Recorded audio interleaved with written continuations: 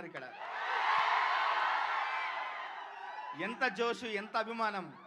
నిజంగా పాట ఎట్లా ఉంది, లిరిక్స్ ఎట్లా ఉన్నాయి.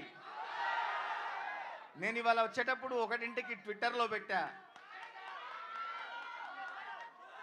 కోట మీద జెండాల నీలో పొగరే ఉండాలా, రెప్ప రెప్ప ఎగురుతుంటే రేపే రాదా ఇవ్వాలా అని. రాసుకోరా సాంబా, ఒక్కొక్క లైను ఒక్కొక్క తూట అని చెప్పా. నిజంగా నాకు గుండెలో ఒక తెలివని ఒక వెలితి ఉండేది. మన పవర్ స్టార్కి భీమ్లా నాయక్లో 2 పాటలు రాసినా కూడా, మంచి పాటలు రాసినా కూడా ఒక డాన్స్ నెంబర్, ఒక హిట్ నెంబర్ రాయలేదే అనే ఒక లోపల ఉండేది. అది ఇప్పుడు తీరిపోయింది నాకు. ఇవాళ ట్విట్టర్లో పొరపాటున నా బర్త్డే అనుకొని ట్వీట్ చేశారు.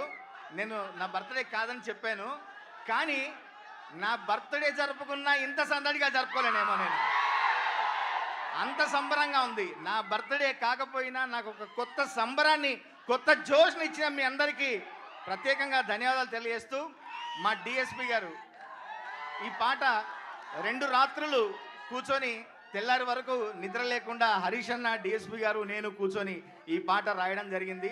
డిఎస్పి గారి బీట్స్ అదిరిపోయే మోత, అదిరిపోయే ట్యూను. డిఎస్పి గారు మీకు ప్రత్యేకంగా ధన్యవాదాలు.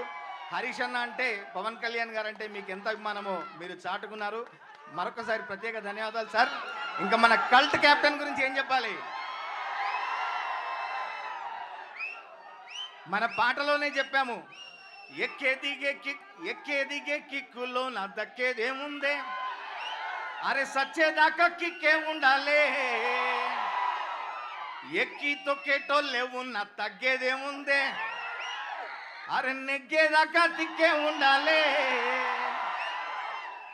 ఎవరో ఏదో అన్నారని, మన సినిమా గురించి మాట్లాడుతున్నారని ఎక్కడ మనం తగ్గేది లేదు. మన సినిమాను ఉగాది రోజు, కొత్త సంవత్సరం నాడు కొత్త జోష్తో, కొత్త సంబరంతో మనం జరుపుకుందాం అన్న. మరొకసారి ప్రత్యేక ధన్యవాదాలు తెలియజేసుకుంటూ, నాకు ఇట్లాంటి అత్యద్భుతమైన పాట ఇచ్చినందుకు మా మైత్రి మూవీ మేకర్స్ గారికి, రవి గారికి, నవీన్ గారికి ప్రత్యేక ధన్యవాదాలు తెలియజేసుకుంటూ, మా గార్జియస్ రాశికి కూడా ప్రత్యేకంగా ధన్యవాదాలు తెలియజేసుకుంటూ, థ్యాంక్ యూ వెరీ మచ్.